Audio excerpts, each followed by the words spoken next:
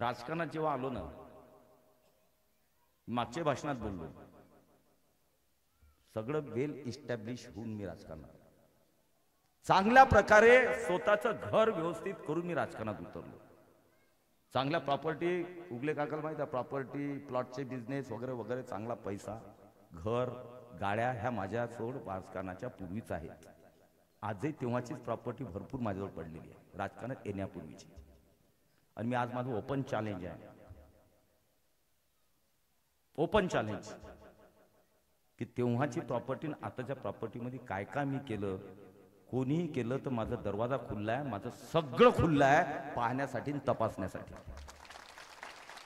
काही लपवण्याची जरूरत नाही आहे. काय काय चर्चा करताय, 400 एकर जमीन. अरे बाबा 400 एकर जमीन, मला कधी कधी नवल वाटतं की 400 एकर जमीन कोणत्या कोणत्या कोपऱ्यात, जरा हे लोकांनी सांगायला पाहिजे, हे तुझी जमीन आहे, हे तुझी जमीन आहे, हे तुझी जमीन आहे. मी जाऊन पाहतो, बाबा ताब्यात तर घेऊ द्या, जी दाखवली तर ताब्यात तर घ्यावं लागेल की नाही.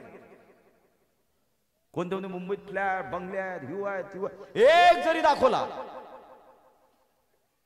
तर त्या दिवशी या मतदारसंघातला राजकारण निवृत्ती घेऊन टाकेल.